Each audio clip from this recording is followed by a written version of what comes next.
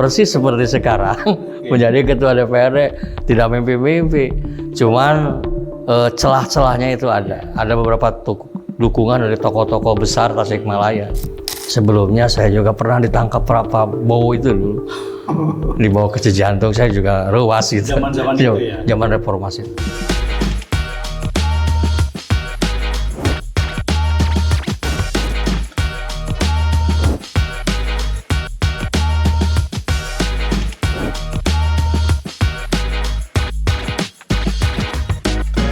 Assalamualaikum warahmatullahi wabarakatuh. Sampurasun. Anda menyaksikan To The Point bersama saya Hamid Pramudia. Dan tamu saya kali ini yaitu Ketua DPRD Kabupaten Tasikmalaya, Dr. Andes Budi Adiat. Assalamualaikum. Waalaikumsalam. Ketua, apa kabar? Sehat ya? Baik, alhamdulillah. Waduh, terima kasih sudah meluangkan waktu. Ketua ini kan dilantik baru beberapa bulan lah ya, masih hangat-hangat lah istilahnya. Itu ternyata jadi ketua DPRD sesibuk apa tuh kira-kira? Dari pagi sampai malam, kayaknya saya tahu Anda pasti sangat sibuk. Terima kasih. Saya baru 3 bulan berjalan. Oke. Dulu ya sekarang kan rakyat biasa juga. Ya. Cuman karena ada label ketua DPRD, tentunya sebagai yang kata orang sebut tokoh masyarakat, tentunya masyarakat kebanyakan itu ingin mengadu kepada saya, rata-rata itu. Kalau minta sumbangan udah biasa, tapi kalau mengadu masalah yang ada rutinitas di masyarakat itu yang sering kali saya kedatangan para konstituen terutama. Itu kalau waktu biasanya dari pagi itu nerima tamu? Tidak ada batas. Tidak ada batas ya? Malam hari ada yang sakit, telepon ketua dewan mohon bantu. Saya jam 11, jam 12 juga harus bangun itu. Boleh buat itu harus. Sekarang baru 3 bulan nih. Kerasa capeknya nggak sebenarnya jadi ketua DPRD itu? Ya kalau dibilang capek, tapi sebagai agen of change ya. Sebagai perantara ya. Saya enjoy aja. Biasa saja lah, relax gitu. Jadi ada tamu yang frontal, ada yang demo, biasa aja. Karena saya juga tukang demo gitu. Nah itu masalahnya. Dulu tukang demo, sekarang jadi di demo. Benar kan seperti itu. Yeah. Terbalik itu seperti itu gitu kan. Iya. Yeah. Oke. Kan, ini ngomongin soal perjalanan karir kan sebenarnya nama Budi Adiat di Kabupaten Tasik tiba-tiba jadi ketua kan cukup lumayan menyita perhatian lah, khususnya misalnya di lingkungan DPRD Kabupaten Tasikmalaya, karena ya itu tadi nama Budi Adiat kan ya cukup dikatakan asing di Kabupaten Tasikmalaya itu di DPRD, karena dulu Anda sebenarnya berkarir jadi dewan itu di Kota Tasik. Betul. Itu tahun berapa kan? Tahun 2002 ketika kabupaten kota terpecah. Iya. Saya dulu nyalon ketika zaman reformasi di daerah Sariwangi di kabupaten. Nah, pisah karena dari PP 10 itu. Lantas saya ditugaskan untuk mengganti Pak Sarip jadi wakil wali kota. Waktu itu Pak Sarip jadi dewan. Nah, saya ganti di 2022 sampai 2005. 2025 pemilihan saya jadi terpilih juga menjadi ketua DPD PAN Kota Tasikmalaya. Dan langsung saya juga waktu pemilihan mendapat suara terbanyak di daerah Tawang Cihideng ini. Dapil Tawang Cihideng loh. Iya, betul. Jadi dewan lagi sampai 2010. Nah, ada tugas oleh provinsi, saya ditarik untuk nyalon ke provinsi. Karena persaingannya lumayan, makanya saya tertunda. Suara kedua itu dari nomor 1 dulu. Oke. Jadi berarti ada jeda ya, Kang? Ada jeda. Panjang 2 periode berarti sebelum pada akhirnya memutuskan untuk maju di Kabupaten Tasikmalaya. Nah, Kang, saya ingin sedikit flashback lagi. Dulu latar belakang sebelum jadi politikus lah, bisa katakan. Itu apa, Kang? Saya dengan background dari sekolah agama ya. Hijrah dari kampung ke kota. Saya dari surau ke surau, dari Paimaran ke Paimaran, dari masjid ke masjid itu. Saya aktivis juga di Pemuda Muhammadiyah dulu, dan saya juga menjadi pimpinan daerah Muhammadiyah. Ya. Makanya saya terus berkiprah untuk masyarakat, untuk organisasi keagamaan, sehingga alhamdulillah dari muda saya itu tak pernah saya ada kekosongan, karena ya teruslah dakwah merupakan sebuah kreativitas, juga merupakan sebuah kewajiban saya itu. Oke.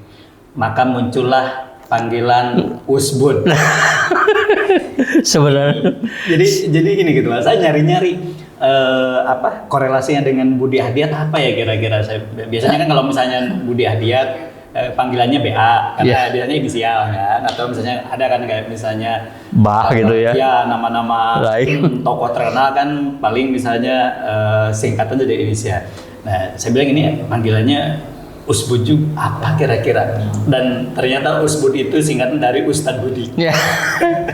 Itu dulu berarti memang dipanggil Ustadz atau hanya karena memang aktivitasnya tadi ngajar gitu? Ya, orang memanggilnya seperti itu.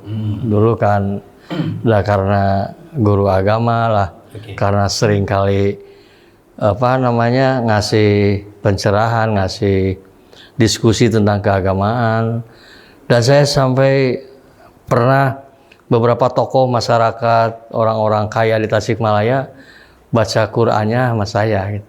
Iqro'nya itu bukan berarti bisa, tapi saya memaksakan untuk bisa seperti itu gitu. Yang kedua, kenapa saya dipanggil Usbud? Ketika masuk untuk pemilihan DPD PAN Kota Tasikmalaya, di belakang saya itu ada tim sukses. Tim sukses itulah yang pertama mengatakan Usbud, la takhaf wa la tahzan. Jangan takut dan jangan putus asa, maju terus. Saya tidak punya uang, tidak punya apa-apa gitu. Tapi tiba-tiba jadi ketua DPD kan aneh juga gitu. Persis seperti sekarang menjadi ketua DPD tidak mimpi-mimpi. Cuman celah-celahnya itu ada. Ada beberapa dukungan dari tokoh-tokoh besar Tasikmalaya. Kenapa saya duduk di kursi ketua DPRD ini? Kang, kalau panggilan Usbud itu yang paling terkenal sebenarnya di masyarakatnya atau di lingkungan-lingkungan tertentu? Ya, yang membuminya itu di masyarakat. Di masyarakat itu. Jadi kata-kata Budi Hadiat itu baru tahu di koran. Padahal saya selalu dipanggil itu. Saya juga malu sebenarnya, tidak punya ilmu saya mah. Jadi yang namanya masyarakat mungkin aneh kalau ketemu tahunya Usbud, tiba-tiba Budi Hadiat emang namanya Budi Hadiat. Padahal saya malu sekali teman-teman yang keluaran sekolah dari Mesir, teman-teman itu pesantren. Cuman lah saya dari sananya turunan ajengan gitu, tapi insya Allah bukan ajengan bau saya ini. jadi ada trust itu, ada nasab seperti itu. Dan teman-teman yang pintar-pintar di Kota Tasikmalaya ke ilmu agamanya selalu manggil itu kepada saya. Dan itu bukan saya yang mau, bukan, itu kan lanian bahasa Sunda itu kan. Ya, betul. Ya, ada nama samaran itu yang semua juga dari Persis, dari Muhammadiyah, dari NU, dari PUI selalu. Berarti nanti kalau di ormas-ormas itu nama Budi Hadiat agak asing gitu kan? Iya, nggak asing gitu. Padahal saya suka malu gitu. Padahal saya apanya gitu Budi Hadiat tentang ilmu agama. Siap. Kemudian ini yang memutuskan untuk terjun di politik, momentum apa? Atau walaupun tadi sudah disinggung sedikit ada dorongan, tapi kan tentu ada perbedaan ya ketua antara Anda sebagai aktivis juga di masyarakat tiba-tiba harus memutuskan terjun di politik itu. Ada momentum apa waktu itu? Pertama ada keturunannya. Hampir keluarga saya yang tua-tua dulu itu aktivis parpol. Dia juga sebagai tokoh di kampung saya.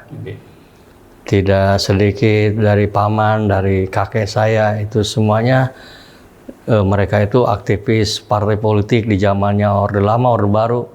Sampai cuman di keturunan bapak saya itu hanya saya yang terjun hari ini itu di politik.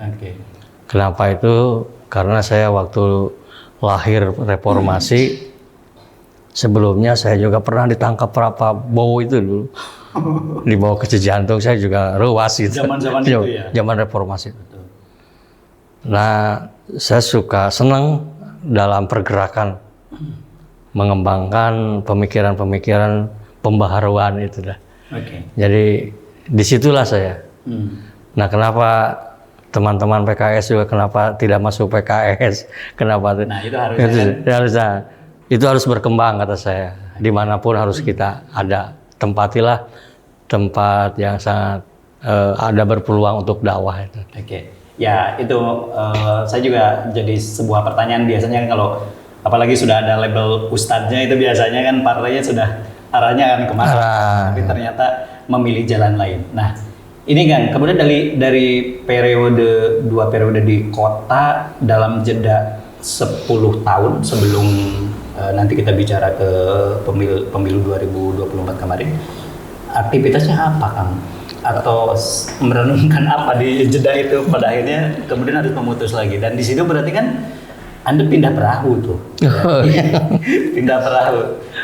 Pertama saya mengisi kekosongan, saya alhamdulillah waktu saya malah tidak cukup karena saya sering kali dakwah bilisan kemana-mana, itu kesenangan dan banyak yang undang ke sana kemari.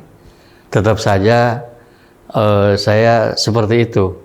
Jadi Budi Hadiat kemanapun pasti pakai sarung, pakai kopiah, kadang-kadang disorban kalau ada rajaban dan muludan gitu. Nah, seperti itulah kegiatan saya di waktu itu. Tapi ada juga yang ngajak waktu itu untuk ikut dalam proyek. Biasa saja karena saya dari Dewan, background-nya tahu sedikit tentang pembangunan pemerintah. Nah, di Jeddah itulah saya alhamdulillah tidak merasa sepi dalam hidup saya, tidak merasa saya sebagai penganggur, karena selalu ada peluang-peluang untuk bekerja, untuk berpikir, dan terus saya belajar. Itu. Nah, kepindahan. Nah, itu untuk teman-teman di radar mungkin ini agak sedikit menggelitik pertanyaan ini. Ada orang mengatakan kutu loncat lah segala macam. Bukan, ada sejarah yang luar biasa hubungan emosional saya dengan PAN, dengan Gerindra. Jadi sama-sama. Jadi saya itu dipanggil oleh Pak Amir Mahfud, tokoh kita itu. Terus saya ditanya, Anda siap pindah ke Gerindra? Siap. Boleh Pak, tapi Bapak harus bilang ke Pak Amin Rais. Gayanya saya, izin dulu. Nah ternyata Pak Amir Mahfud itu bilang, Pak Amin ini ketua DPD di Masjid Agung itu bilang. Dia sekarang diajak saya ke partai Gerindra. Partainya Prabowo ya? Oh iya, nggak apa-apa kata Pak Amin. Nah, padahal waktu itu saya ditunjuk untuk jadi ketua umat di kota oleh pusat itu. Tapi Pak Amir Mahfud tetap saya harus di kabupaten. Nah itu aja mungkin sebagai juru penyelamatnya beliau. Saya ke kabupaten, pada akhirnya saya seperti ini sekarang itu. Tapi menarik juga, kalau tadi kan ketua mengatakan di zaman-zaman jadi aktivis dulu sama Prabowo itu kan. Oh iya. Malah ini ya. Habis khutbah di Unsil saya waktu itu tidak tahu Pak almarhum Ustadz Hadi di mana di Kujang itu. Saya sering kali diskusi masalah perkembangan pemikiran pembaruan Islam itu. Tapi karena kelompok di situ saya bukan tertangkap, ikut-ikutan lah. Saya tidak apa-apa, saya Pancasila loh. saya astacita saya orangnya Indonesia asli gitu.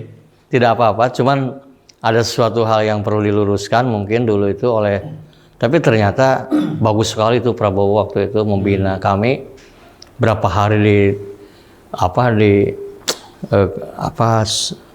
asrama haji di pusat. Di situ langsung dibawa ke Kopassus, asrama Kopassus. Nah di situ saya menangis, tidak tahu mau diapain. Wah saya pulang nama. Tapi alhamdulillah Prabowo itu malah membriefing saya, lanjutkan dakwah Anda.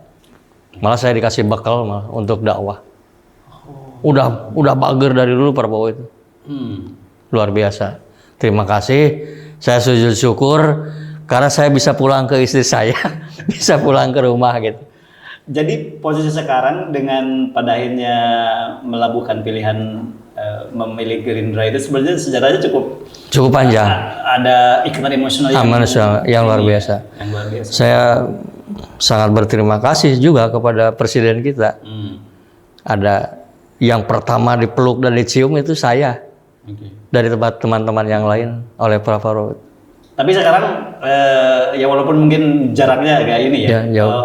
Tahu nggak atau komunikasi itu dengan ketua bahwa Pak Prabowo tahu bahwa sekarang posisinya sudah seperti sekarang susah-susah ketemu beliau, kecuali ada wasilah ketemu nanti aja di akhirat.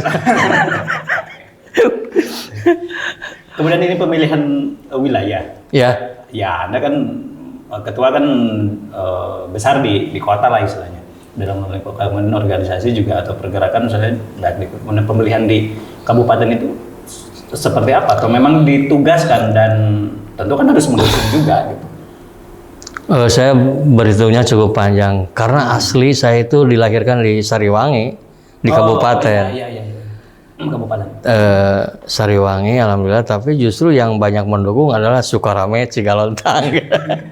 Termasuk aneh kan, tidak sedikit teman-teman kita di Dewan itu di kampungnya sendiri kadang-kadang kecil. Iya, betul. Nah, saya juga mungkin tidak tahu seperti apa, mungkin merasa mendukung padahal mereka dilewat itu. Sekarang kan politik hari ini tanpa ada acis susah. Betul. Jadi 60% uang, 20 sosialisasi, ini 20% lagi nawarin seperti ini. Gak tahu ini radar 20% atau 40%. Nama saya bisa hiber gitu. Harus bisa lari. Dulu kita jadi bagian dari berapa persennya nih? Karena ya susah sekali. Apalagi di dapil 1 itu. Wah, luar biasa. Tokoh-tokoh semua dan dapil ada orang punten ya dapil neraka itu. Ya, orang mengatakan dapil neraka, dapil apa? Karena saya juga pertama di situ ada incumbent dari Gerindra, cukup piawai, senior juga. Di situ ada dari PDIP Ibu Ai juga kuat itu, Pak Eri juga kuat. Dari PKB Pak Jejen, Pak Hakim kuat-kuat.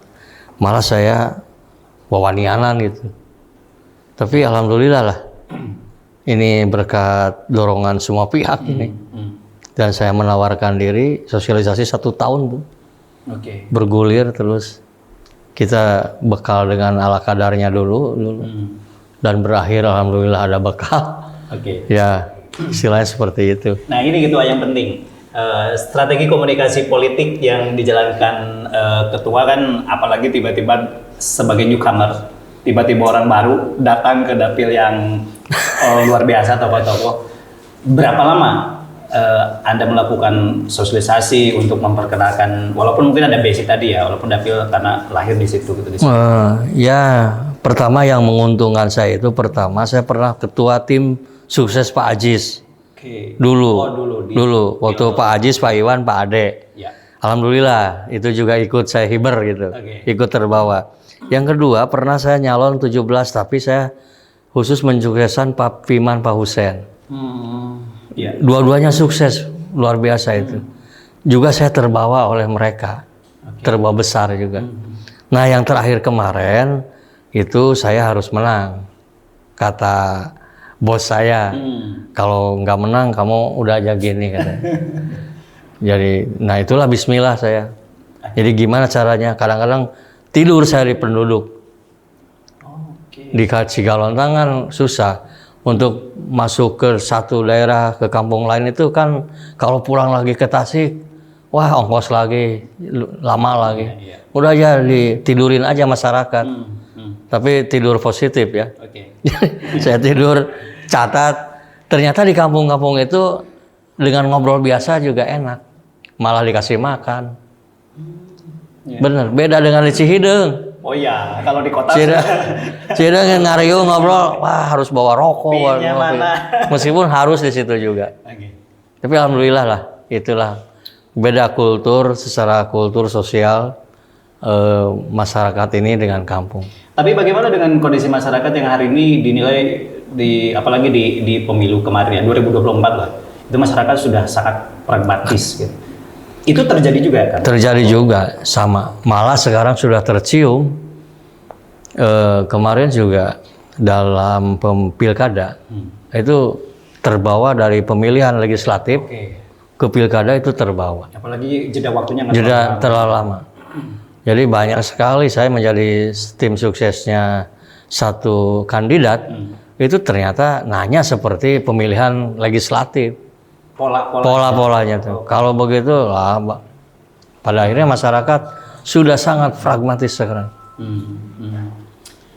Dengan kondisi seperti itu, ketua berarti strateginya seperti apa? Apakah memang selain strategi yang tadi, apakah juga sama harus tidak mau mengikuti kondisi masyarakat seperti itu, atau sebenarnya ada cara lain kalau ketua sendiri? Tentunya ke depan harus ada kebijakan yang apa ya? Sekarang Pak Prabowo itu sudah mengajak untuk tertutup, kembali ke nomor urut. Itu ya. Jadi kenapa tidak tahu kapan masyarakat Indonesia ini kembali ke pemikiran normal, bukan pragmatis gitu. Betul. Bagaimana kita butuh pemimpin sehingga dia itu sangat sadar terhadap pemilihan umum, sehingga tidak lagi banyak keluar. Dan kos politik itu luar biasa besarnya, hampir sekian kos perbelanjaan negara, dan juga termasuk pembelanjaan negara mungkin. Dan ini dapat dirasakan, siapapun orang yang nyalek kemarin itu dapat merasakan habis-habisan. Apalagi dikompetitifkan. Jadi antara kompetitor A kepada kompetitor B, separtai pun itu.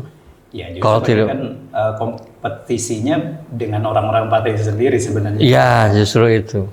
Jadi Gerindra besar karena memang momen ada efek dari presiden kita terbawa.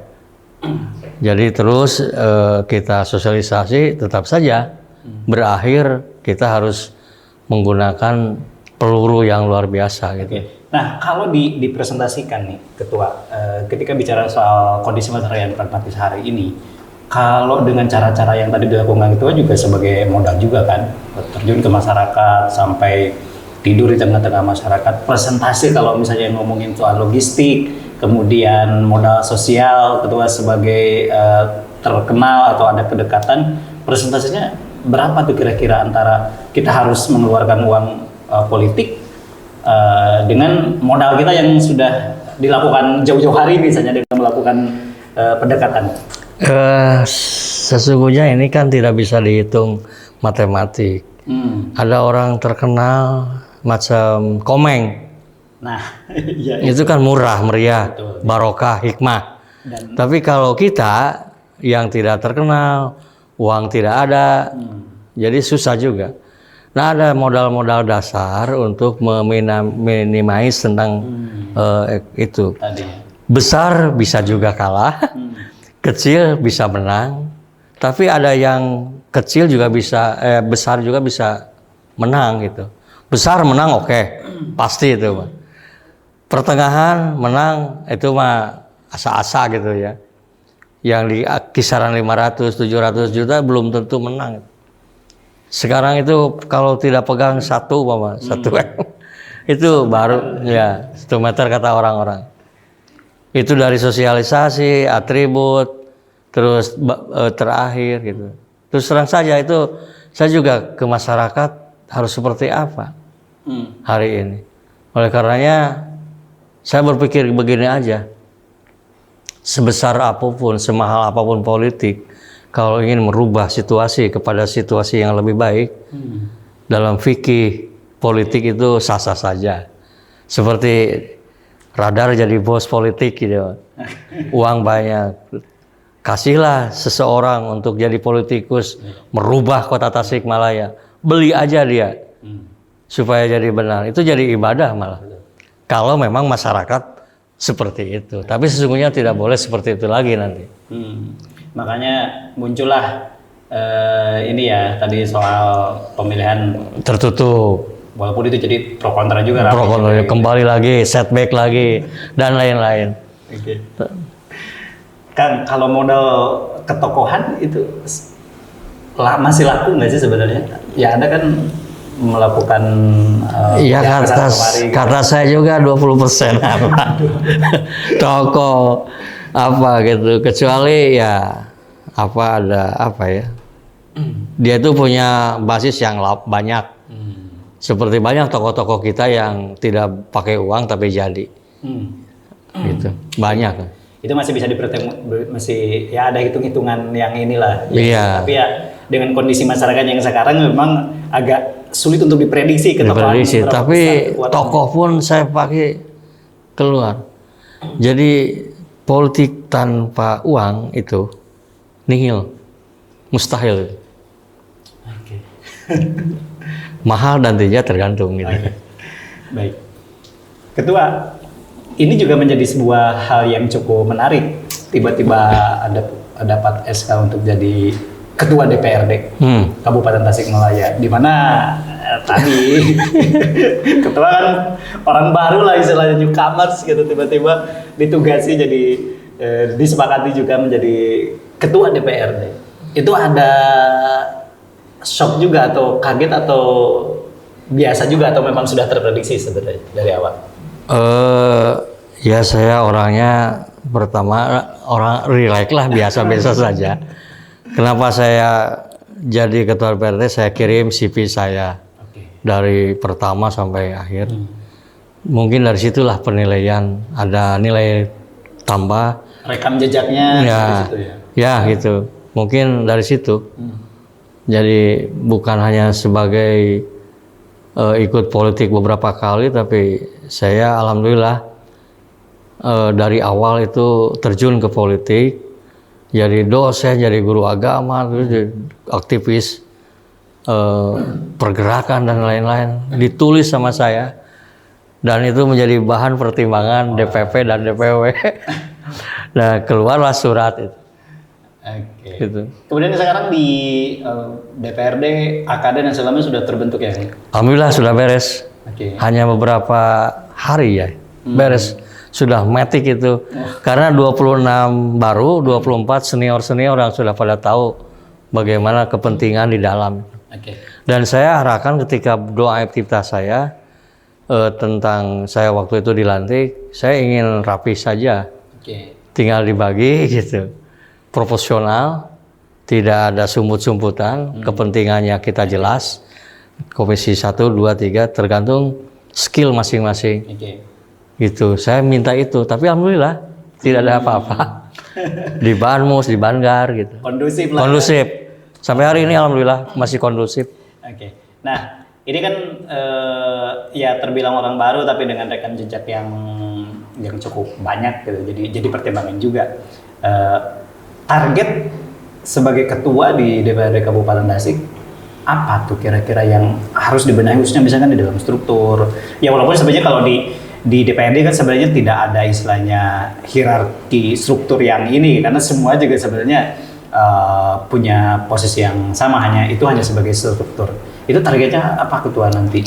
Pertama keputusan kita, keputusan paripurna. Oke.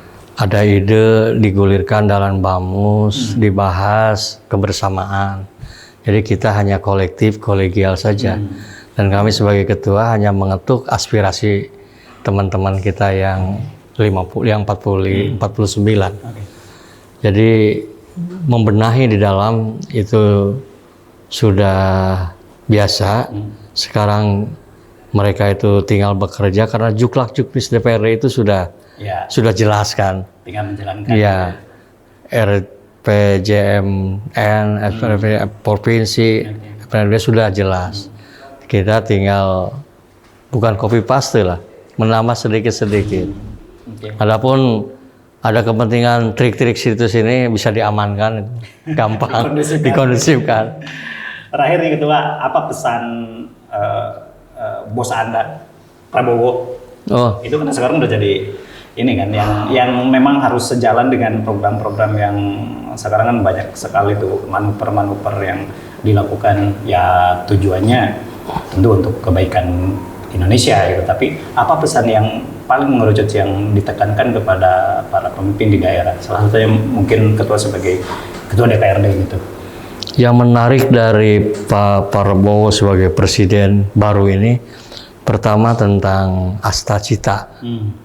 Nah, kita terjemahkan ke bawah, dan itu harus sesuai dengan RPJMD kita.